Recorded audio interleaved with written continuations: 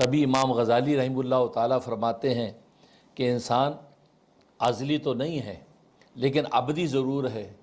ازلی کا مطلب ہے کہ شروع سے آخر تک جو رہے اس کو ازلی کہتے ہیں، اور وہ صرف اللہ تبارک و تعالیٰ کی ذات ہے جو شروع سے ہے اور آخر تک رہے گی۔ لیکن ابدی اسے کہتے ہیں کہ جو شروع میں تو نہیں ہے، اس کے بعد اس کو فنا نہیں ہے، وہ ہمیشہ ہمیشہ باقی رہے گا۔ تو انسان ابدی ہے، یہ پہلے تو نہیں تھا، یہ حادث قدیم نہیں ہے۔ اللہ تبارک و تعالیٰ کی ذات قدیم ہے، شروع ہی سے ہے، اس سے پہلے کچھ بھی نہیں تھا۔ انسان جو ہے وہ قدیم تو نہیں ہے، حادث ہے، بعد میں پیدا کیا گیا ہے، لیکن جب ایک دفعہ یہ وجود میں آ گیا اب اس کو فنا نہیں ہے، اب یہ ختم نہیں ہوگا۔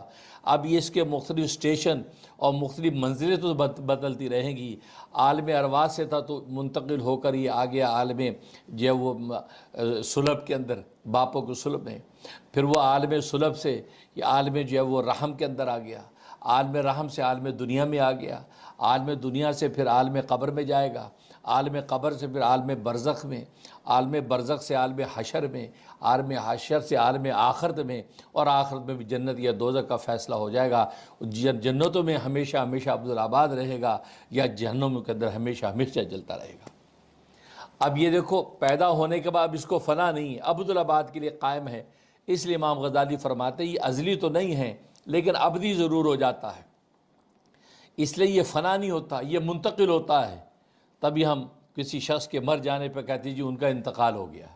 انتقال کا مطلب وہ اس عالم دنیا سے منتقل ہو کر عالم قبر میں چلا گیا ہے، یعنی دوسرے عالم میں منتقل ہو گیا ہے، اس لیے ہم اس کو انتقال کہتے ہیں۔ یہ نہیں کہتے فنا ہو گیا، کیونکہ اب انسان فنا ہو نہیں سکتا۔ اب یہ اس کا وجود مختلف منزلوں کے اندر تو ٹرانسفر ہو سکتا ہے، مختلف اسٹیشنوں کے اندر تو ادھر سے ادھر سفر میں جا سکتا ہے، لیکن یہ فنا نہیں ہو سکتا، اب ہمیشہ عبدالآباد کے لیے رہتا ہے۔ تو گویا کہ اتنا طویل ترین سفر یہ انسان کرتا ہے، اس لیے فرمایا کہ انسان دنیا کے اندر بحیثیت مسافر کیا آیا ہے۔